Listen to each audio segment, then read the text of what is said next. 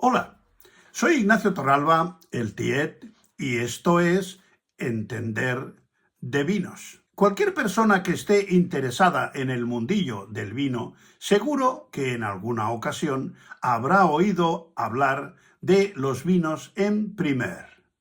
¿Qué es eso de los vinos en primer? Para saber lo que es, primero habrá que saber lo que es un primer. Un primer es un cucharón, o sea, el concepto de primer es como el de probar una sopa o un guiso cuando aún no está acabado de cocinar.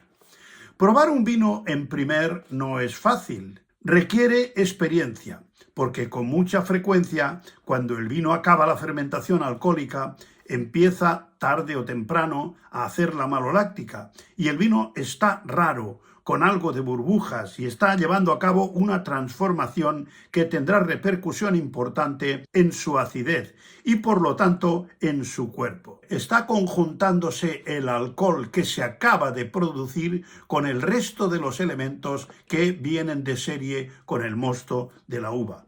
Yo diría que es como una persona con fiebre. Un vino en primer está todavía en la barrica, sin embotellar, sujeto a cambios. Se trata de un vino de cierto nivel, vinos importantes. Normalmente representa un ahorro para el comprador y una tranquilidad para el vendedor.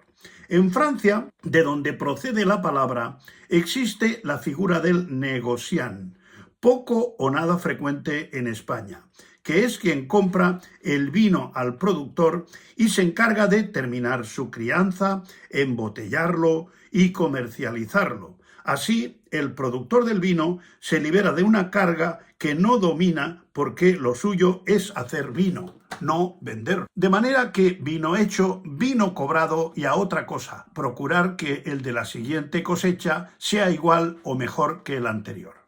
El negociant hace algo parecido, porque no solo compra el vino sin acabar, sino que también lo vende y lo cobra. O sea que se trata de un mercado de futuros que está sujeto a la evolución del producto, que puede ser positiva y aumentar su precio o negativa y variar a la baja, por lo que también tiene cierto carácter especulativo. Robert Parker, el famoso gurú del vino, saltó a la fama porque, en contra de lo que pronosticaban los expertos de la época, dijo que la añada de 1982 sería la mejor de Burdeos después de la de 1961. Los chateaux productores ponen a la venta en primer un cupo limitado de su vino recién elaborado y lo dan a catar a los expertos, compradores y negociants. Y, según la acogida de estos, el precio del resto del producto será mayor o menor. Si los negociants no compran la cantidad suficiente de vino una añada, no muy buena, se exponen a perder el cupo de la añada siguiente, que podría ser muy buena o extraordinaria. Esta práctica se empezó a hacer en los años 70 en Burdeos, pero se ha ido extendiendo a otras zonas como Borgoña, Ródano, Italia, California, Australia y últimamente incluso en España. Cuando el consumidor comprador de primer hace la reserva de su compra, paga el precio del vino y más adelante se formaliza la factura, se pagan los impuestos y se recibe el vino. Estas ventas tienen lugar cada año en abril, o sea, 2 años antes de su puesta en el mercado, teniendo en cuenta que en Burdeos la crianza en barrica dura entre 18 y 24 meses. Ojo, no confundamos los primer con el vino premier que algunas regiones vinícolas como Beaujolais, Nouveau. En este caso se trata de un vino nuevo que se debe consumir en los meses siguientes al de la vendimia. De los 10.000 chateaux bordeleses, solo 250 pasan por la plaza de Burdeos para comercializar sus vinos en primer. Durante la última semana de abril, los corredores, negociants, críticos, periodistas, importadores de todo el mundo se dan cita en Burdeos.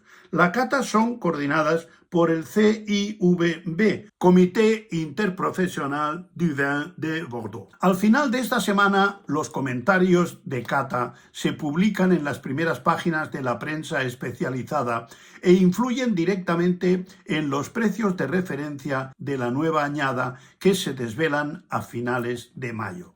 Históricamente, este mercado a futuro se llevaba a cabo en una etapa más precoz de la elaboración del vino, cuando la uva todavía colgaba de las cepas. Se dice que con el dinero cobrado los productores compraban las barricas de madera nueva para acoger y criar el vino.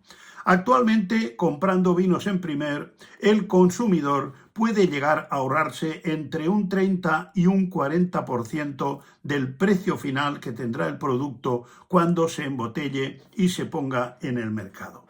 En Borgoña, el negociant se implica mucho más en el proceso de elaboración, controlando incluso desde el principio el viñedo. En realidad, este es el sueño de todo bodeguero, pero tiene su historia. Tras la Segunda Guerra Mundial, las bodegas estaban en bancarrota e idearon un sistema para cubrir los costes de producción y generar beneficio vendiendo el vino antes y más barato.